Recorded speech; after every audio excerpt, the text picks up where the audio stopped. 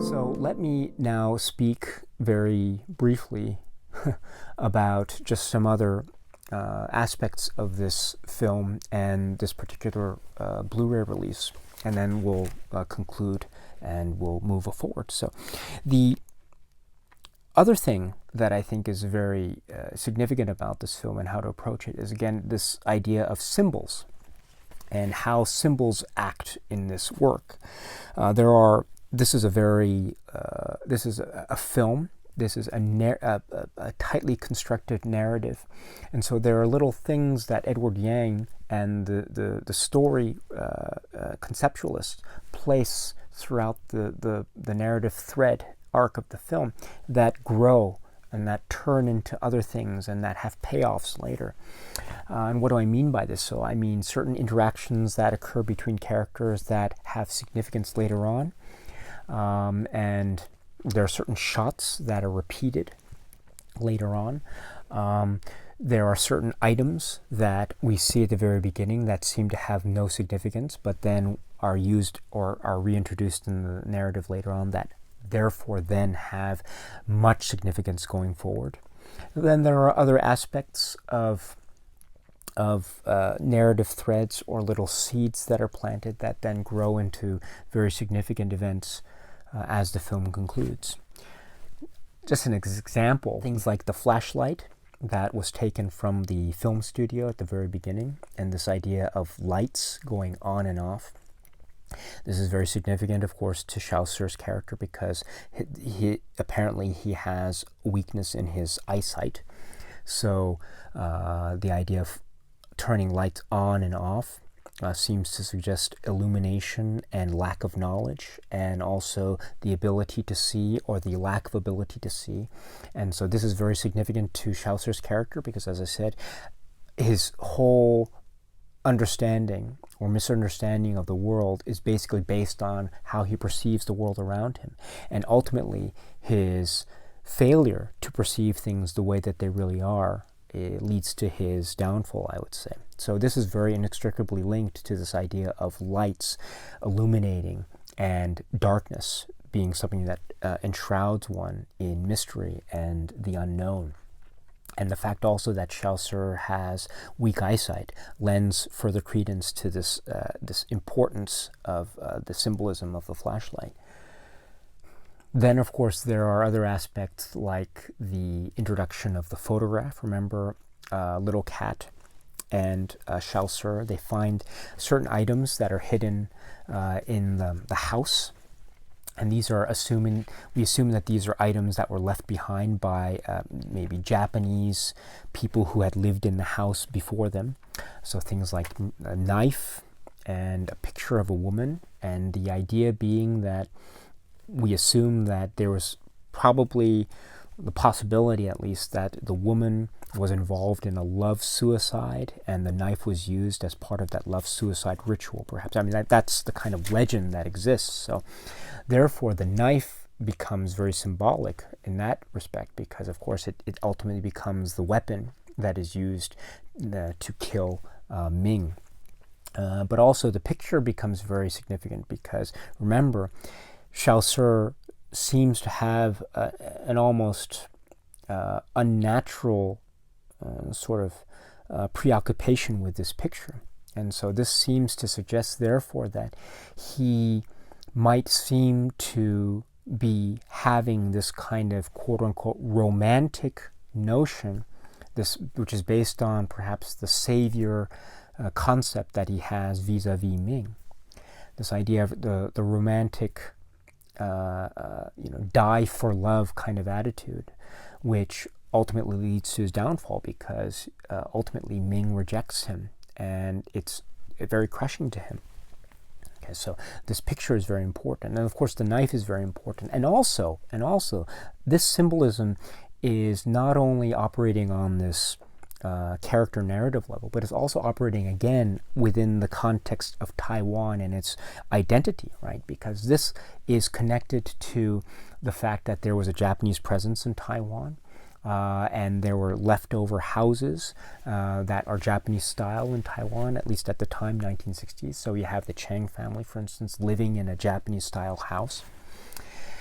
And there's this tension also. Not only is there a tension between mainlanders from China, from the mainland China who are living in Taiwan, versus the native Taiwanese, but there's also this added tension between how the people are perceiving the element of Japaneseness as well, right? Because there are some scenes where we hear Japanese music being played very loudly, and this seems to be bothersome to the Chang family. And we can assume that it is due perhaps very significantly to the point that, or to the fact that as mainland Chinese, they probably have a very negative view towards Japanese because of the historical events between Chinese and Japanese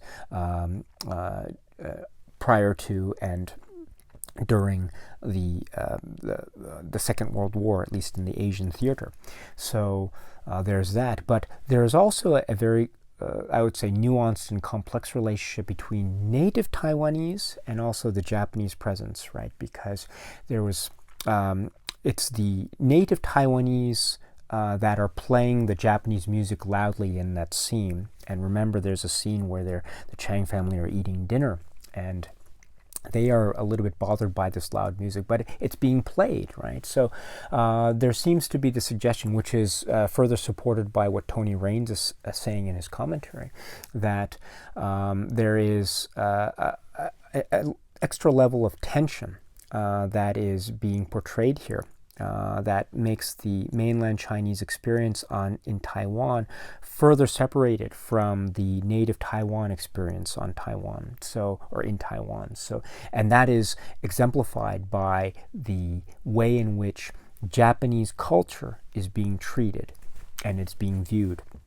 And this is, as I say, distilled so perfectly and so essentially in the little artifacts that are being found in the Japanese house, and that seem to suggest some kind of tie to some kind of a Japanese-based past of some sort, whether that is something that is based in reality or something that is just made up within the romanticized notions of Chaucer. In any event, they are there as symbols in the film, and it's really fascinating to see these connections here. Incidentally, of course, the Tony Raines commentary brings up a fascinating point about the house that was used for filming, and the house that is depicted as the Chang household in the film. It's not shown in the film, but as background production history, according to Tony Raines, apparently the house that was used, which is a Japanese-style house, was apparently a house that was a retreat for the royal family, the Japanese royal family. And if that's true, and in fact, according to Tony Raines, the Hirohito himself apparently stayed in that house once.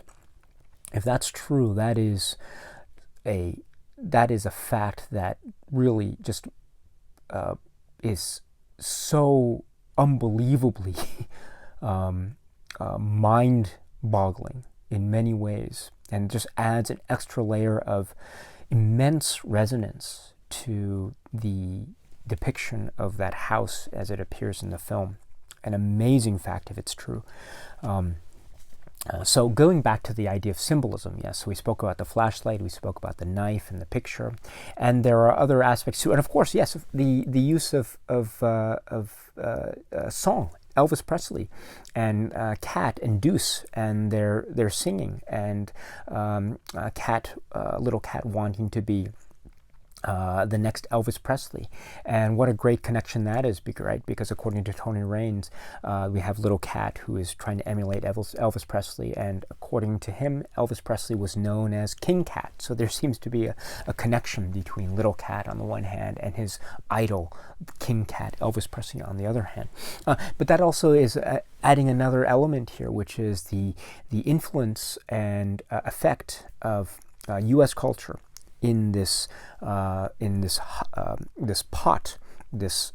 that is being stirred with many elements. That is the Taiwan experience. So that is yet another, I think, deep symbol that is used. I think maybe in a slightly relatively lighter tone, because Little Cat is a very endearing character.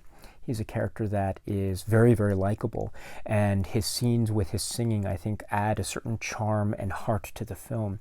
So there is a kind of admiration and kind of longing for this Americanness as it's being represented through Cat's trying to sing, falsetto, and trying to get the lyrics right, of course. So, which leads, of course, to the significance of the title.